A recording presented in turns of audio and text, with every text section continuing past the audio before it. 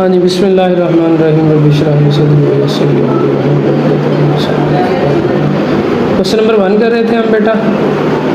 अब पहले हमने दो कॉम्प्लेक्स नंबर को ऐड कैसे करते हैं, सब्ट्रैक्ट कैसे करते हैं, मल्टीप्लाई कैसे करते हैं। सिंपली था मल्टीप्लिकेशन, रियल में रियल ऐड करते थे और इमेजिनरी में इमेजिनरी ऐड करते थे, और सब्ट्रैक्शन में रियल से रियल प्लस माइनस करते थे और इमेजिनरी से इमेजिनरी। और मल्टीप्लिकेशन में सिंपल था, पहले को लेके अगले सारे लिख देने, दूसरे को लेके अगले सारे लिख के मल्टीप्लाई कर देना, ऐसे ही था सिंपल। डिवीजन भी ऐसे ही है, लेकिन डिवीजन में थोड़ा सा फ़र्क पड़ता है। चलें जी, पहला पार्ट इसका डिवीजन का 7वां पार्ट है जी। 3 - 5 आयोटा, 3 - 5 आयोटा, डिवाइड का साइन 2 - 4 आयोटा, ये है जी डिवाइड का साइन। अब आपने डिवाइड का साइन ख़त्म करके फ्रैक्शन लगा देनी बेटे। 2 - 4 आयोटा। अब आपने 9 के अंदर अच्छे से सीखा था रैशनलाइज करना। मैंने आपको बताया कि अगर बटे के डिनोमिनेटर में, फ्रैक्शन के डिनोमिनेटर में अंडर रूट का साइन या फिर आयोटा आ जाए तो उसे रैशनलाइज करते हैं, ऐसी है। अब इसको रैशनलाइज करना पड़ेगा, जैसे 9 में 1.1 के क्वेश्चन नंबर 2 और क्वेश्चन नंबर 1 और 2 में किए थे 1 में। अब देखें, अब इसको रैशनलाइज कैसे करेंगे। 3 - 5 आयोटा -4 आयोटा, मल्टीप्लाई किससे करना है, 2 + 4 आयोटा ओवर 2 + 4 आयोटा। अच्छा, अब देखें, अब बेटा इन दोनों को आपस में मल्टीप्लाई कर देना, और नीचे वालों में से कौन सा उठाना होता था, माइनस वाला बस। तो मैं चलो पहले ऐसे लिख देता हूँ, 5 आयोटा × 2 + 4 आयोटा ओवर, अब देखिए इनमें से माइनस वाली उठा लें, ये वाली 2, पहले इसका स्क्वायर फिर 4 आयोटा का होल स्क्वायर। अब देखिए बेटा, अब इन दोनों को मल्टीप्लाई करना है। मल्टीप्लाई कैसे करना, वो पीछे हमने जो क्वेश्चन किए हुए वैसे मल्टीप्लाई करना है। 3 × 2 +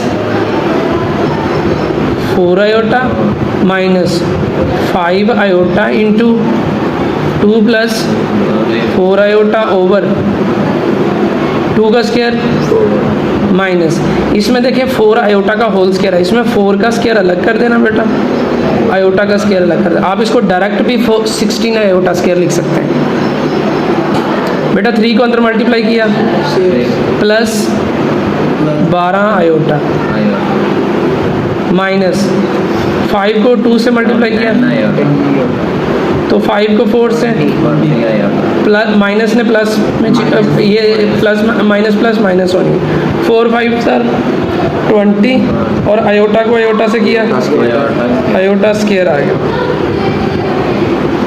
ये तो बेटे 4 आ गया, ये माइनस आ गया, ये 16 आ गया। ये आयोटा स्क्वायर की वैल्यू क्या होती है, -1।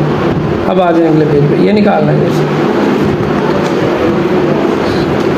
अब देखो इन दोनों को देखो, ये दोनों लाइक टर्म है ना, ये क्या बन जाएगा, 12 - 10 क्या होते हैं,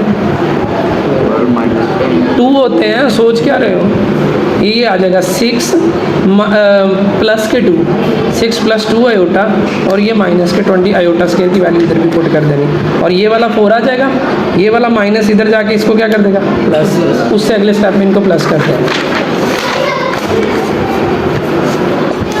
देखिए 6 बचता था, वो 10 में से 12 में से 10 निकाले तो प्लस के 2 आयोटा, और साथ था -20, लेकिन इस माइनस ने इसको क्या कर दिया था, ये देखें आयोटा स्क्वायर की बल्कि अभी वैल्यू पुट करेंगे। अब आयोटा स्क्वायर की वैल्यू पुट करें, 20 - 1 ओवर 4 + 16, पता चल गया ये प्लस कैसे आया। अच्छा, अब 6 का 6 + 2 आयोटा एज इट इज़। अच्छा, ये देखें ये वाला इसको क्या कर देगा, +20 ओवर 20। अब देखें ये क्या है, रियल, ये क्या है, रियल। जिनके साथ आयोटा लगा हुआ इमेजिनरी होते, जिनके साथ कुछ ना लगा हुआ वो रियल। रियल में रियल प्लस माइनस हो रहे हैं, प्लस माइनस कर दो, दोनों के साथ प्लस के साइन है, दोनों को प्लस कर दो। तो 6 और 20 कितने हो गए, चले इकट्ठा कर लो, चलो रियल को सेपरेट कर लो, इमेजिनरी को सेपरेट कर लो। या आप जो है वो इधर ऊपर भी कर सकते हैं कहीं भी, तो नीचे 20 एज इट इज़, स्टेप बढ़ा रहा हूँ मैं। ये दोनों क्या बन जाएंगे, 20, 6 + 2 आयोटा ओवर 20। अब देख बेटा इसको लिखना किस फॉर्म में है, a प्लस आयोटा b की शक्ल में। ये जनरल फॉर्म होती है कॉम्प्लेक्स नंबर की, यानी कि रियल अलग करना है, इमेजिनरी अलग करना है, ठीक है। तो इसमें रियल देखें, बटे के अंदर रकम हो तो सारे के नीचे ये जो एलसीएम लेके लगाया होता है ना, दोनों के नीचे अलग अलग कर दें। 26/20 प्लस 2 आयोटा ओवर 20। बेटा दोनों को अब कटिंग होती है कर दें, नहीं होती है ऐसे ही ये वाला रियल आ गया, ये इमेजिनरी आ गया। अब हो रही है तो क्या आ जाएगा, 13/10 प्लस 1/10 और 7 आयोटा आ गया। अब आपका ये क्या है, a और ये क्या है आपका b आयोटा, आयोटा b, ये तो ये आपका क्या आ गया जी, इन द फॉर्म ऑफ, ये हो गया। अगला डिवाइड का कर लो, क्या आप हो जाएगा ना, उसकी प्रैक्टिस करना वो हो जाएगी जी। क्वेश्चन नंबर 2 है हमारा, right additive inverse of complex number. अब एडिटिव इनवर्स क्या चीज़ होती है, पहले मैं सिंपली बताता हूँ कि एडिटिव इनवर्स होता क्या चीज़ है। सिंपली अगर देखा जाए, रट्टे के तौर पे देखा जाए, पंजाबी में याद रखना हो कि एडिटिव इनवर्स क्या होता है, वो होता है कि साइन चेंज कर दो, कोई प्लस है तो माइनस कर दो, माइनस है तो प्लस कर दो। ये है सादा रट्टा। मसलन मैं पूछूँ आपसे कि आपके पास 5 है, ये प्लस का है कि माइनस का, प्लस का, इसका एडिटिव इनवर्स क्या होगा, -5। अगर मैं पूछूं -5 का एडिटिव इनवर्स क्या होगा, +5। लो जी, ये बात है इसकी, इसे कहते हैं एडिटिव इनवर्स। सादा लफ्ज़ों में एडिटिव इनवर्स का मतलब होता है साइन अपोजिट कर देना, साइन चेंज कर देना। तो कॉम्प्लेक्स नंबर है, कोई भी एक कॉम्प्लेक्स नंबर है हमारे पास, इधर से देख लें, ये है जी 3 प्लस, पार्ट नंबर 1 की बात करें तो 3 + 2 आयोटा, ये है ना, इसका आपने एडिटिव इनवर्स निकालना है। तो इसका एडिटिव इनवर्स क्या होगा, इसका एडिटिव इनवर्स यही है, ये देखें, इसके आगे क्या लगा,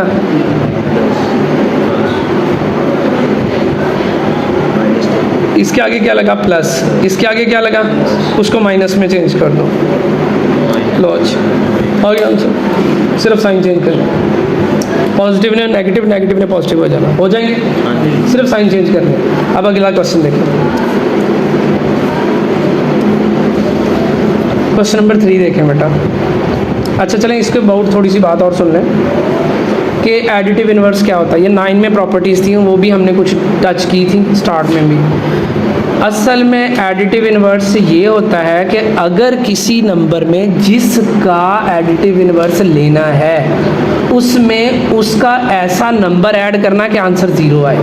मसलन 5 में क्या ऐड करें कि आंसर 0 आए, 5 में 5 ऐड करने से, 5 में -5 ऐड करेंगे तो 5 - 5 = 0 आए। माइनस के 5 है, इसमें क्या ऐड करें कि आंसर 0 आ जाए, +5। कोई भी रकम है, 2/3 है, कहता है इसमें इसका एडिटिव इनवर्स क्या होगा, -2/3। क्यों, क्योंकि इन दोनों को फिर माइनस कर देंगे तो वो 0 आ जाएगा आंसर। ये होती है एडिटिव इनवर्स। अब देखिए क्वेश्चन नंबर 3 है जी, यहाँ पेन लगाना बेटे। अब ये बुक उठा दो, यहाँ से बुक उठा दो, चलें। अब देखिए क्वेश्चन नंबर आगे हैं 3। अगला है जी, right multiplicative inverse.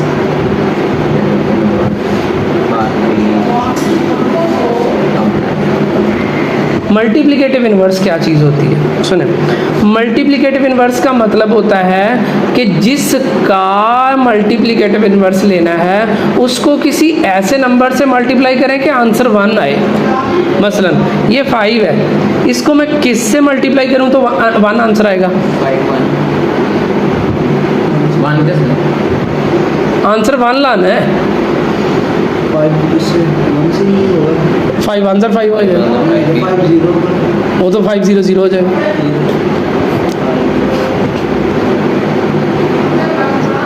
One over 5 से करना।